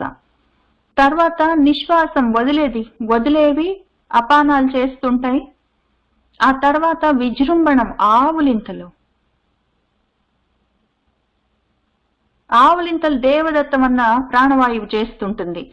లేదా క్షుత్ తుమ్ములు ఏ గాలి చేస్తుంది అంటే కృకరమన్న గాలి చేస్తుంది మనలో ఉండి. లేకపోతే ప్రస్యందనము కదలడము వణకడము అట్లాంటివి. ఆ కదిలేవన్నీ ఆ కదలికలన్నీ వ్యానం చేస్తుంటుంది. లేకపోతే ఉత్క్రమణం అసలు శరీరం ప్రాణం వదిలిపెట్టి వెళ్ళిపోవడం ఉత్క్రమణము. ప్రాణోత్క్రమణం చేసేది ఉదాన వాయువు. ఇవన్నీ నేను చేస్తున్నాను. ఇట్లా ఇందులో వాయువులున్నాయి, నాలో ఉన్న గాలులన్నీ ఈ పనులన్నీ చేపిస్తుంటాయి. నేను ఆవులించాను, నేను నిద్రపోయాను, నేను మింగాను, నేను తుమ్మాను, నేను తేంచాను, నాకు ఎక్కిళ్ళు వస్తున్నాయి అని ఏవేమో చెప్తాము. అవన్నీ ప్రాణవాయువులు చేసే కర్మలు, నేను చేసేవి కాదు. శరీరంలో ఉన్న ప్రాణవాయువులు ఉన్నాయి, వాటికి పనులున్నాయి, అవి ఆ పనులు చేస్తుంటాయి.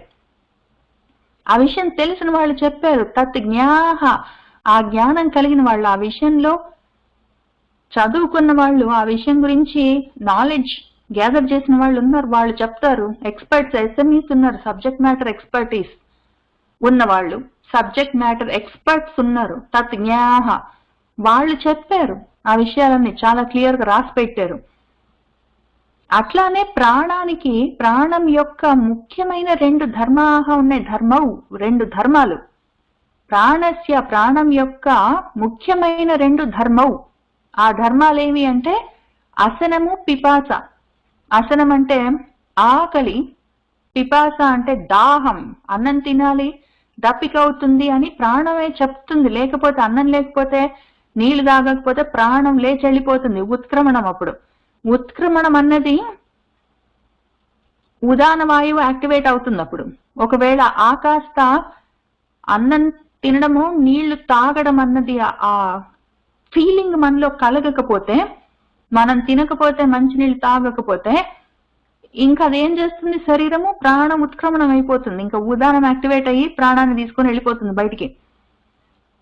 కాబట్టి ఆ అన్నం ఆకలి వేయడము, దప్పిక అనిపించడం కూడా ప్రాణవాయువులు చేసే పనులు. అది దాని ధర్మాలు.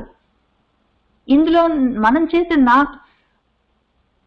నేను చేస్తున్నానని చెప్పుకోవడానికి ఏముంది ఇందులో? శరీరం మెయింటెనెన్స్ కోసం చేయవలసినవి చాలా ఉన్నాయి.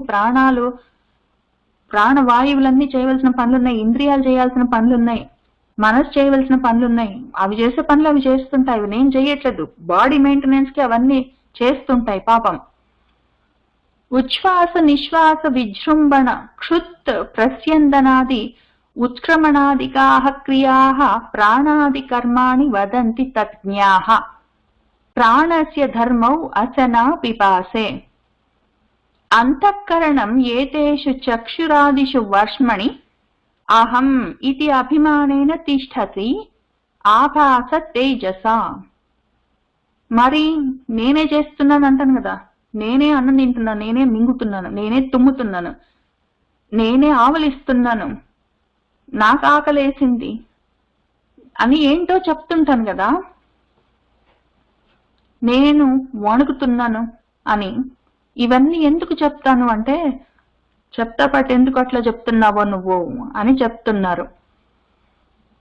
ఈ అంతఃకరణం అని ఉన్నది, మనోబుద్ధి అహంకార చిత్తాలను ఉన్నాయని చెప్పుకున్నాం కదా. ఆ మొత్తం ఆ గ్రూప్ అంతఃకరణం అన్న ఒక పురము, కమ్యూనిటీ. అది ఏతేషు చక్షురాదిషు, చక్షువులు, కళ్ళు, ముక్కు, ఇటువంటి వాటిలో, ఇంద్రియాల్లో, వర్ష్మని శరీరంలో ఉంటుంది. ఉండి ఈ ఇంద్రియాలు, శరీరము ఇటువంటివి అద్దంలాగా ఉంటాయి. ఆ అద్దం మీద ఈ అంతఃకరణము అహం, నేను అని, ఇది అభిమానంతో, నేను అన్న ఫీలింగ్ తోటి అది దాని తేజస ఆభాసగా ప్రతిఫలిస్తుంది. ఆభాస అంటే ప్రతిఫలించడం, రిఫ్లెక్షన్. అది రిఫ్లెక్ట్ అవుతుంటుంది ఇంద్రియాల మీద, శరీరం మీద, వాటిలో ఈ అంతఃకరణము రిఫ్లెక్ట్ అయ్యి ఆ రిఫ్లెక్షన్ చూసుకొని ఇది నేను అనుకుంటుంది. ఆ అనుకోవడం వల్ల ఇది నేను అని నేను అంటుంటాను. ఏదో నా శరీరంలో ఒక వాయువు ఉంది, అది మరి ఎందుకో శరీరాన్ని క్లెన్సింగ్ చేయదలుచుకుంటే అది తుమ్మిచ్చింది. ఈ శరీరాన్నితో అది తుమ్ము అన్న క్రియను చేయించింది. తుమ్మేసరికి ఆ తుమ్ము అన్నది ఆ ఇంద్రియం మీద రిఫ్లెక్ట్ అయ్యే, అంతఃకరణం నువ్వే చేస్తున్నావు అని అనిపిస్తుంది. అనిపించేసరికి నేనే చేస్తున్నాను, నేను తుమ్మాను అనుకుంటాను. అనుకొని ఇంకా కన్ఫ్యూజ్ అయ్యి ఆ రిఫ్లెక్షన్ ని చూసుకొని, ఆ ఇంద్రియాల మీద, శరీరం మీద రిఫ్లెక్ట్ అవుతున్న ఆ యాక్షన్ ని చూసుకొని, ఆ రిఫ్లెక్షనే నేను అనుకుంటాను. ఆ విధంగా అది తిష్టతి. ఆ అంతఃకరణము అహం అన్న అభిమానంతో నేను తుమ్మాను, నేను ఆవలించాను, నేను దగ్గాను, నేను తిన్నాను అని నేను అన్న అభిమానంతో ఈ ఇంద్రియాలు శరీరం చేసే పనుల మీద అది రిఫ్లెక్ట్ అవుతుంది. ఆ రిఫ్లెక్షన్ ని చూపించి అదిగో నువ్వే చేసావని చెప్తుంది. ఆ రకంగా అది తిష్టతి, కూర్చొని ఉంటుంది అది ఇంద్రియాల మీద అంతఃకరణం. అందుకనే మనం దాన్ని ఉల్టా చూసుకొని ఇంద్రియాల మీద అంతఃకరణం కూర్చొని ఉంటుందన్న విషయాన్ని మనము ఇటు సైడ్ నుంచి చూసి ఇంద్రియాలని అంతఃకరణం నడిపిస్తుంది అంటాము. నడిపించకపోతే ఇంద్రియాలకి ఏమైనా తక్కువైందా? అది అసలే జడ పదార్థం, అది పట్టించుకోదు. శరీరానికి ఇంద్రియాలకి అది కదలకపోతే దానికి ఏం నష్టం లేదు, ప్రశాంతంగా ఉంటుంది. కానీ ఈ అంతఃకరణమే వాటి మీద కూర్చొని అదేదేదో పనులన్నీ జయించుకుంటూ అదిగో నువ్వే చేసావు అని చూపిస్తుంది. ఇదిగో ఈ కర్మ నువ్వు చేసావు అంటుంది. అందులోనే ఉన్న ఈ అంతఃకరణంలోనే ఉన్న ఈ అహము నేను చేశాను అని అది రియాక్ట్ అవుతుంటుంది. అందుకని ఈ పనులని నువ్వు కాదు చేసేది. ఈ ఉచ్ఛ్వాసలు, నిశ్వాసలు, తుమ్మడాలు, దగ్గడాలు, ఆవలించడాలు, వణకడాలు అవన్నీ నువ్వు కాదు చేస్తుంది. ఈ గుడ్డితనము, చెవిటితనము, మూగతనము నీకు కాదు ఉన్నది. ఈ రకంగా అనిపిస్తున్నది ఒకటి ఉన్నది, అంతఃకరణము. అదే చేసుకుంటూ ఈ ఇంద్రియాల మీద అజమాయిషి చేసుకుంటూ ఈ ఇంద్రియాల మీద కూర్చొని వాటితో ఆ పనులన్నీ జయించుకుంటూ ఆ అంతఃకరణంలోనే ఒక భాగం అహం అన్న అభిమానం, అహంకారం, అది నేను చేశాను అంటుంది. కాబట్టి ఆ వాక్ కూడా మళ్ళీ కర్మేంద్రియమే, దాని అజమాయిషిలోనే ఉంది. ఆ వాక్ మీద కూడా ఇది తిష్టతి, కూర్చొని ఉంది అంతఃకరణం. కాబట్టి దాని నోటితోటి అది ఆ వాక్ తోటి నేను చేశాను అనిపిస్తుంది. ఆ నేను చేశాను, నేను ఆవలించాను, నేను తిన్నాను, నేను మింగాను, నేను తుమ్మాను అన్నది కూడా నేను కాదు, అంటున్నది కూడా నేను కాదు, ఆ చేస్తున్నది కూడా నేను కాదు. చేస్తున్నవి కొన్ని ఇంద్రియాలు ఉన్నాయి, అంటున్నది ఆ కర్మ ఇంద్రియము వాక్కు. ఆ అంటున్నది నేను కాదు, ఆ తింటున్నది నేను కాదు, ఆ చేస్తున్నది నేను కాదు. ఇంతకి ఇవన్నీ చేయిస్తున్నది ఏంటి అంటే అంతఃకరణము ఇంద్రియాల మీద, జ్ఞానేంద్రియాల మీద, కర్మేంద్రియాల మీద, శరీరం మీద కూర్చొని ఆ పనులన్నీ చేయిస్తూ ఆ పనులన్నీ ఆ శరీరం చేస్తుంది కాబట్టి దాన్ని చూపించి అద్దంలో చూపించినట్టు అదిగో అది నువ్వే అని చెప్తుంది. ఆ అజ్ఞానం వల్ల దాన్ని చూసుకొని ఓహో ఇదంతా నేనే అని నేను అనుకుంటున్నాను. జ్ఞానం కలిగితే అది రిఫ్లెక్షన్, అది నేను కాదని తెలుస్తుంది. ఆ జ్ఞానం కలగనంత వరకు, ఆ జ్ఞానంతో ఉన్నంత వరకు అదిగో ఇవన్నీ నువ్వే చేసావు, నువ్వే తుమ్మావు, నువ్వే దగ్గావు, నువ్వే ఆవలించావు అంటే అవును నేనే ఆవలించాను, నేనే దగ్గాను, నేనే తుమ్మాను అని నేనే చెప్పుకుంటూ తిరుగుతుంటాను. అంతఃకరణం ఏతేషు చక్షురాదిషు వర్ష్మణి అహం ఇది అభిమానేన తిష్టతి ఆభాస తేజసా. అహంకారః సహ విజ్ఞేయః కర్తా భోక్తా అభిమానీ అయం సత్వాది గుణయోగేన అవస్థా త్రితయం అశ్నుతే. ఇప్పుడు ఇదంతా చేస్తున్నది ఎవరు అంటే అహంకారం అని తెలుసుకున్నాం కదా. ఆ అంతఃకరణాలు ఈ చక్షురాది ఇంద్రియాలన్నిటిని, జ్ఞానేంద్రియ, కర్మేంద్రియ, ఆ శరీరము, పైగా లోపల ఉన్న ఆ ప్రాణవాయువులు అన్నిటినీ దాని అదుపులో పెట్టుకొని తన ఇష్టం వచ్చినట్టు అవసరమైన పనులు శరీరంతో అన్ని చేయిస్తూ అహంకారంతో ఆ వాక్ అన్న కర్మేంద్రియాన్ని వాడుతూ నేను చేశాను అని బయటికి అనిపిస్తుంది. మనసు అన్న ఇంద్రియంతో ఆ అంతఃకరణంలో ఒక భాగం దాంతో అనిపించుకుంటూ ఉంటుంది. అది ఆ విధంగా రిఫ్లెక్షన్స్ అన్ని చూసి ఆ ఒరిజినల్ కాపీ అని చూసుకోకుండా ఒరిజినల్ అని అనుకుంటుంటుంది. అది రిఫ్లెక్షన్స్ అన్ని చూసి నేనే అనుకుంటుంటుంది. కాబట్టి ఇప్పుడు ఈ అహంకారం గురించి చూద్దాం. సహా అహంకార, ఆ అహంకారము కర్త అదే అని విజ్ఞేయ, తెలుసుకో, చేసేది అదే. ఆ అంతఃకరణంలో ఉన్న అహం అన్న అభిమానమే చేస్తుంది కర్త. ఆ ఇంద్రియాలన్నిటిని పెట్టుకొని మేలుకున్నప్పుడు బయట ఉపకరణాలన్నీ పెట్టుకొని గ్లాసులు, ప్లేట్లు, అన్నాలు, కార్లు, బుక్స్, రోడ్లు అని అన్ని ఉపకరణాలు వాడుతుంది అది మేలుకున్నప్పుడు. ఈ అంతఃకరణమే ఈ శరీరము అందులో ఉన్న ఇంద్రియాలన్నిటితోటి కలుపుకొని నిద్రపోతున్నప్పుడు ఇవన్నీ అదే పుట్టించుకుంటుంది. పైగా అవన్నీ అదే చేస్తుంటుంది, అదే కర్త అని విజ్ఞేయ తెలుసుకోవాల్సింది. పైగా అయం అదే, భోక్త అదే, అభిమాని అదే. అభిమానం, నేను భోక్తని, నేను అనుభవిస్తున్నాను అంటుంది. నేను కర్తను పని చేస్తున్నాను అంటుంది. పని చేసిన దానికి ఏదో ఫలితం వచ్చింది, నేను అనుభవిస్తున్నాను అంటున్నది. మేలుకున్నప్పుడు కూడా అదే గోల, ఏదో పని చేశాను, దానికి ఫలితం వచ్చింది, నేను అనుభవిస్తున్నాను, నేను కర్తని, దానివల్ల వచ్చిన ప్రతిఫలాన్ని నేను అనుభవిస్తున్నాను, భోక్తని అంటున్నది. నిద్రపోతున్నప్పుడు కూడా అదేవో జ్ఞాపకాలు, బుద్ధిలో అన్ని రకరకాల జ్ఞాపకాలన్నీ పెట్టుకొని వస్తుంది, వాటన్నిటితోటి కలగా ఏవో కళలన్నీ కంటుంది, అవన్నీ నేనే చేస్తున్నా అంటుంది, అవన్నీ నేనే అనుభవిస్తున్నా అంటున్నా. నిద్రలో కూడా ఏడుస్తుంటుంది, నవ్వుతుంటుంది, ఏంటో చేస్తుంటుంది. ఆ విషయం మనం అర్థం చేసుకోవాలి, అది విజ్ఞేయ తెలుసుకోవాల్సిన విషయము. సహ అహంకార కర్త ఇది విజ్ఞేయ, అయం అభిమాని భోక్త అని కూడా మనం విజ్ఞేయ తెలుసుకోవాలి దాన్ని. పైగా అదేం చేస్తుందంటే సత్వాది గుణయోగేన, సత్వము ఆది గుణాలున్నాయి మనకు, మూడు గుణాలున్నాయి, గుణత్రయం, సత్వము, రజోగుణము, తమో గుణం అని 3 గుణాలున్నాయి. ఆ 3 గుణాలని పెట్టుకోనేది అక్కడికి అయిపోలేదు ఈ అహంకారము.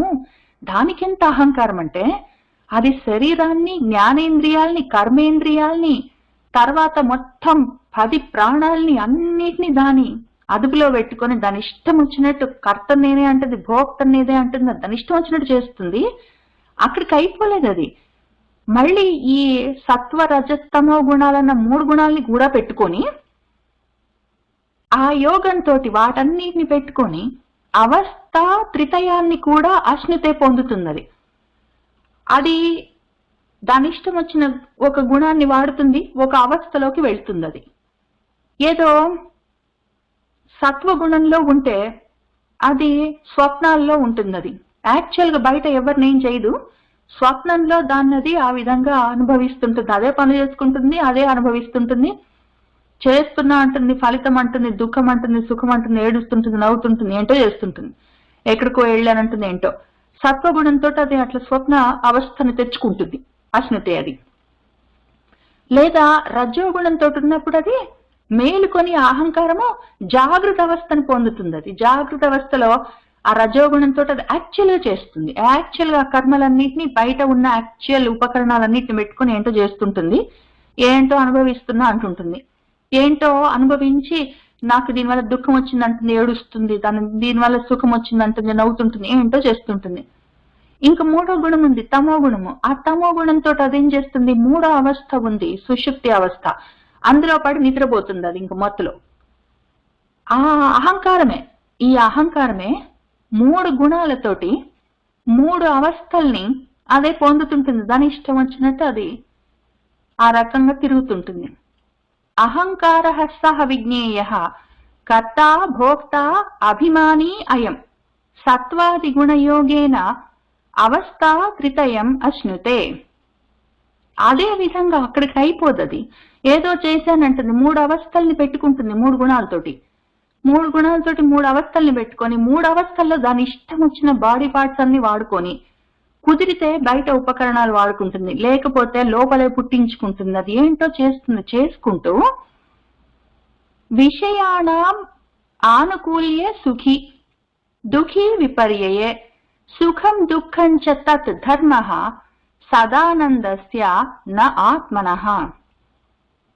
అప్పుడు అదేం చేస్తుంది, ఏదో ఈ సత్వాది గుణాలు 3 గుణాలు పెట్టుకుంటుంది, 3 అవస్థల్లో తిరుగుతుంటుంది, దాని ఇష్టం వచ్చినట్టు ఆ సూక్ష్మ శరీరంలో ఉన్న ఇంద్రియాల్ని, జ్ఞానేంద్రియ, కర్మేంద్రియాల్ని, ప్రాణాలని, దానికి ఉన్న మొత్తం అవైలబిలిటీలో ఉన్న మొత్తం విషయాలను అది వాడుకొని నేనే కర్తను అనుకుంటూ, నేనే అనుభవిస్తున్నాను అనుకుంటూ అదేం చేస్తుంది, పోనీ ఆ భోక్తను అన్నప్పుడు మళ్ళీ అందులో కూడా రకాలు తయారు చేస్తుంది.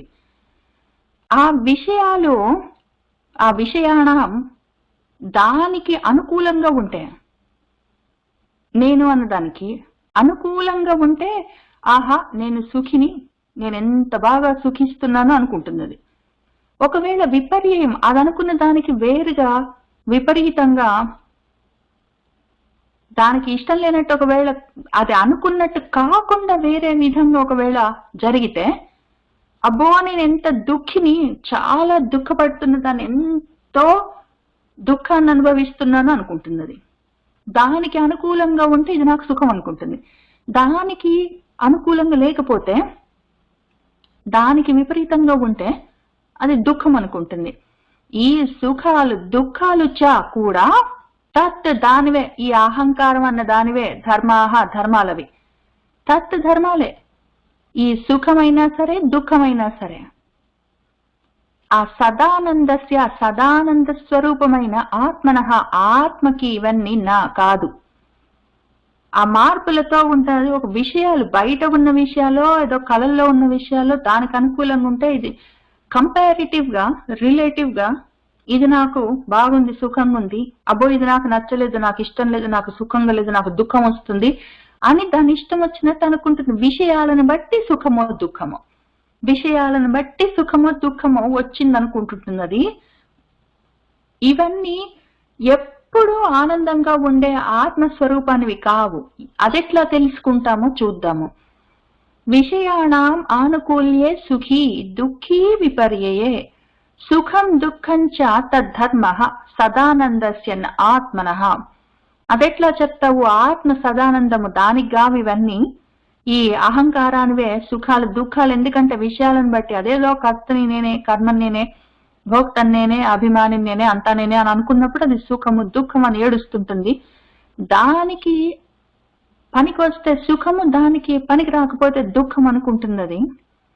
అసలు ఆత్మ సదానందం, దానికి సుఖం దుఃఖం లేదు, సదా ఆనందం అది అని ఎట్లా చెప్తావు అంటే చూసుకో. ఆత్మార్థత్వేన హి ప్రేయాన్ విషయః న స్వతః ప్రియః స్వతః ఏవ హి సర్వేషాం ఆత్మా ప్రియతమః యతః.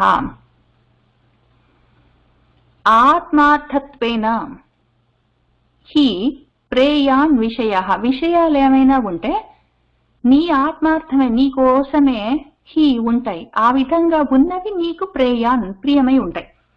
ఏవైనా విషయాలు ఆత్మార్థం నీకు పనికొస్తే అవి నీకు ప్రియంగా ఉంటాయి. ఒకవేళ నీకు పనికి రాకపోతే నీకు అప్రియంగా ఉంటాయి. ఆ విషయాలు స్వతహ వాటికవి ప్రియహన, వాటికవి ప్రియము కాదు, వాటికవి అప్రియము కావు. విషయాలు ఊరికే ఉంటాయి అట్లా. ఆ విషయాలు నీకు పనికొస్తే నీకు అవి ప్రియంగా ఉంటాయి. ఆ విషయాలు నీకు పనికి రాకపోతే నీకు అవి అప్రియంగా ఉంటాయి, నీకు అవి దుఃఖం కలిగిస్తాయి అని నువ్వు అనుకుంటావు. ఆ విషయాలకేముంది? విషయాలకి సుఖము లేదు, దుఃఖము లేదు, వాటికి సొంతంగా ఇష్టము లేదు, కష్టము లేదు. అవి ఉంటాయి. అవి నీకు పనికొచ్చాయా లేదా? నీకు పనికొచ్చాయని నువ్వు అనుకున్నావా లేదా? ఒక విషయం నీకు పనికొచ్చిందని నువ్వు అనుకుంటే నీకు అది ప్రియం. నీకు ఆ విషయము పనికి రాలేదని అనిపిస్తే నీకు అది ఇష్టం ఉండదు, అప్రియము. అది ఆ వస్తువులతోటి విషయాలతోటి సంబంధం లేదు. పోనీ నీ సంగతి చూద్దాం. సర్వేషాం, ప్రతి ఆడికి, ప్రతి వాళ్ళకి, అందరికీ ఆత్మ వాడంటే వాడికి స్వతః ఏవ సొంతంగానే ప్రియతమః ఇష్టమై ఉంటుంది. యథ ఏదైతే, ఎక్కడైతే, ఎప్పుడైనా సరే, ఎప్పుడైనా సరే, ఎక్కడైనా సరే ఎవడికి వాడు ఇష్టం ఉంటాడు. ఎవడికి వాడు నేనంటే నాకు ఇష్టం లేదని చెప్పుకుంటూ తిరగరు. ఆ వస్తువులు విషయాలు ఒకవేళ ఇష్టం ఉండొచ్చు, ఉండకపోవచ్చు. నేనంటే నాకు ఇష్టం ఉంటుంది, నేను బాగుండాలి అని నాకు ఇష్టం ఉంటుంది, నేను ఎప్పుడు ఇక్కడే ఉండాలని నాకు ఇష్టం ఉంటుంది. ఎందుకంటే నేనంటే నాకు ఇష్టం ఉంటుంది కాబట్టి నేను అన్నది మార్పులతో ఉండదు. నాది మారొచ్చు, నా విషయాలు మారొచ్చు.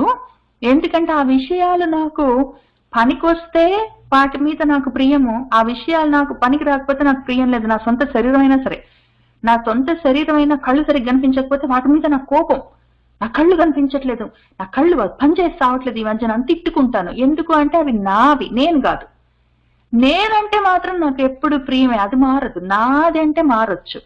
కాబట్టి ఏది ఎప్పుడు ఇష్టమై ఉంటుందో అది నువ్వే అయి ఉంటావు.